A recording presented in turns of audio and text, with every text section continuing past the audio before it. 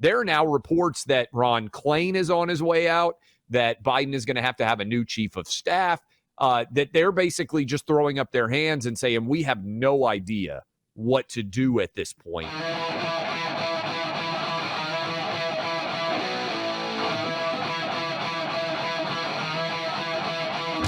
With store shelves still barren across the country, tonight communities organizing giveaways to help desperate families in need of baby formula. I have no baby formula for my baby for the last 2 weeks. An estimated 70% of the nation's baby formula supplies now out of stock. In Dearborn, Michigan on Friday, cars lined up for nearly a mile waiting for formula. Volunteers struggling to meet the demand as some in line were turned away empty-handed. I'm just overwhelmed at this point. This is the kind of thing that you would expect a government, particularly one full of activists who really want to control every aspect of your life. One thing they got to do, we say, they need to make sure the trains run on time. This is even more important than the trains running on time. This is making sure there's baby formula on the shelves. Government had a hand in creating the shortage. The FDA, which is the Federal Regulatory Authority, was asleep at the wheel, took too long, didn't coordinate, didn't figure this out. And people have figured out, as in the American people, that the Biden regime was slow on this one, to put it mildly. They went from, it's not our problem, there's nothing that we need to be doing here, to, oh gosh, we're so sorry, we'll go get military planes full of baby formula because we realize parents are rightly furious about this. And it just keeps on piling up. The Biden administration hasn't had anything to tout, hasn't had any good news. I don't know. This year, you could probably argue it's basically June. We're halfway through year 2 of the Biden presidency, and it's a mess. And Clay, that brings me to this NBC report, NBC News.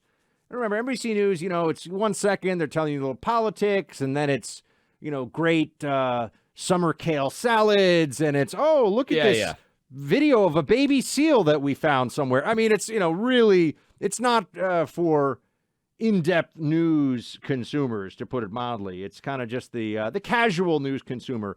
And of course, Democrat. Even NBC is saying, we got a problem here. They had this piece where they said, and this is a quote, Clay, I love this, any assessment of Biden's performance needs to take into account the epic challenges he faced from the start. Oh, maybe we should throw a blankie over Biden's knees and bring him a sippy cup because it's so hard to be president. Clay, this is not what we were promised, meaning we the American people. And it is exactly what you and me and this audience said and knew was going to happen, which is you put a bunch of incompetent zealots in charge who don't even seem to understand the cause of inflation, don't even seem to understand the downsides of an open border, are effectively economic illiterates, and don't even get me started on the vice president, the czar for the border, the czar for baby formula, whatever. It's a mess. And they realize it's a mess because Biden's upset because his numbers, Clay, are worse than Trump's.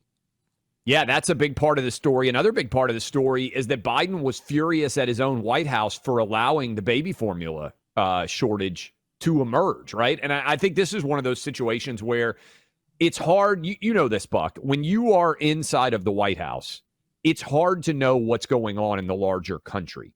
And so that's one where I think Biden can justifiably be furious at his own administration because unless he has family members who are coming to lunch and dinner in the White House and saying, hey, we're having trouble going out and finding baby formula, there's just so much noise out there on a day-to-day basis. It's hard for him to be, certainly of all people, involved and aware of what's going on. But I thought that was one of the most interesting parts of that NBC expose, whatever you want to call it, inside of the Biden White House, was Biden's furious at his own administration. And then the other thing I thought was interesting is there are now reports that Ron Klain is on his way out, that Biden is going to have a new chief of staff, that they're basically just throwing up their hands and saying, we have no idea what to do at this point.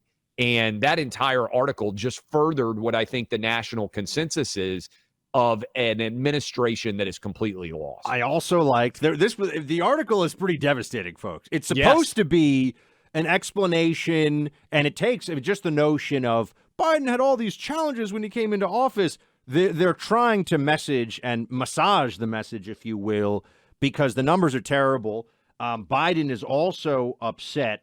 I thought this was really interesting. He saw polling that indicated he had dropped among suburban women, which we've been talking about. That's who we're trying to talk to every day, Buck. We talk about them, the moms out there, and the impact that you guys are going to have. But yeah, he was furious that he's dropping in and by the way, he claims he never looks at polls. So this story would obviously directly contradict how much he's paying attention. We got to make polls. Clay and Buck Mom Brigade T-shirts in time for this election, because the Mom Brigade is out in force, folks. They're upset about the lockdowns of schools that Democrats push. They're upset about looking at those gas prices at the pump. You know, a lot of households, maybe the mom is a co-earner, maybe she's the sole earner, but in a lot of houses, she's also just in charge of making the budget work one way or another.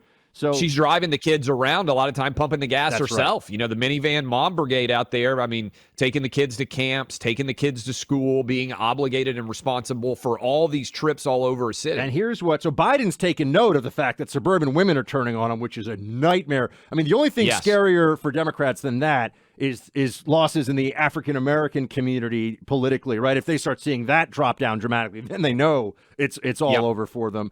But suburban women are very high on their list of key constituencies here. And it's interesting, Clay, because the suburban women are turning on Biden.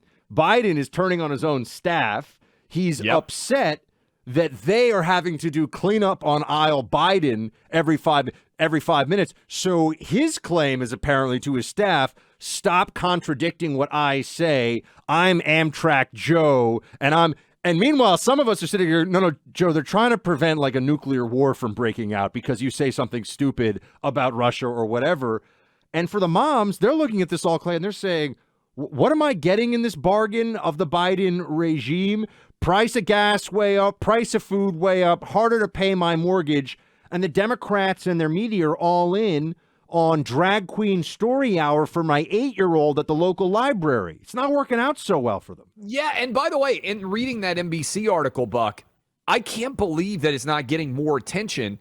You are the president of the United States. Is he not signing off on the official statements that are being made by the White House?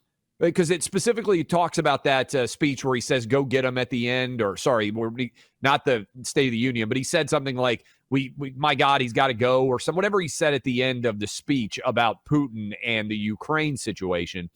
The White House puts out a statement saying, trying to clean up what he has said. Multiple times they've done this.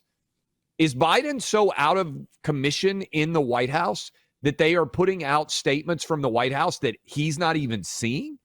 Because think about how I think the answer is yes. Yeah. But think about it. If you were president or if I were president, heck, Buck, if the Clay and Buck show put out an official statement that neither you nor I saw regarding something that we said, imagine how furious we would be on this radio show. Let's pretend that Clay and Buck has a spokesperson. You or I say something on the show, and then later on there's a media quote from Clay and Buck, and we're like, did you see that quote? Did you sign off on that?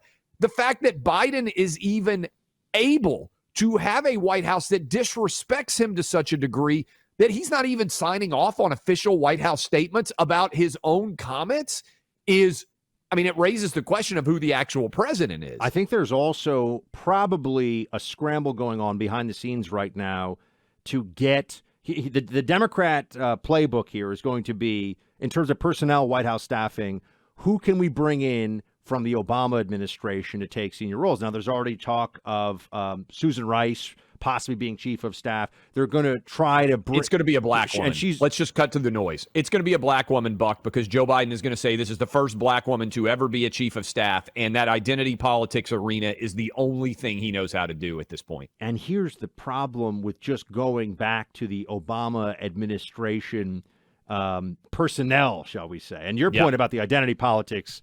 That's the only thing. This is the only victories that Biden can point to. Ron Klain's a white guy. He's stepping down. I'm going to put the first ever black woman in as the chief of staff.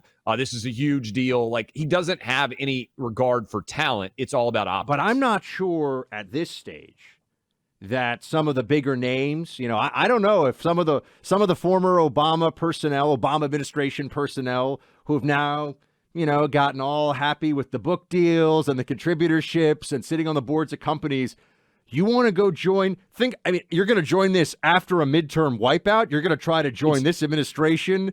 I got to say, that's going to be tough duty. Join the administration of the least popular president in living memory who's in clear cognitive decline and now is shouting about how his staff is having to clean up his mess because he'd rather it just be a mess. That's a tough job posting. It's like reverse Titanic, Buck. It's going from the lifeboat and deciding to get on the Titanic. Like you're in the ocean on the lifeboat, everything's great, and you're like, hey, look at that big Titanic that's already sinking. Do you want to try to get on the sinking ship and try to make it sink slower? Because that's and remember, you're probably going to have a House that is Republican, and the Democrats are going to lose control there, and you probably are going to lose the Senate too. In fact, when we come back, Buck, new numbers that are out, state by state approval ratings. I'm going to send you this link. I'm not even sure if you've seen it. Oh, yeah, I've seen it. As bad as it is nationwide, it's actually worse in the places that are going to be deciding control of Congress. In sports, is there actually ever really a mercy rule? You would know. Is that just a thing that we talk about in the schoolyard? Like, has there ever been an official? It exists in Little League. Okay, exactly. Yes. This coming election, Clay, has to be the mercy rule invocation election where Democrats lose so badly that they're going to claim that we've got college kids playing on the Little League team. Look at you with all the sports That's analogies. Right. Sports. Yes. I like the sports.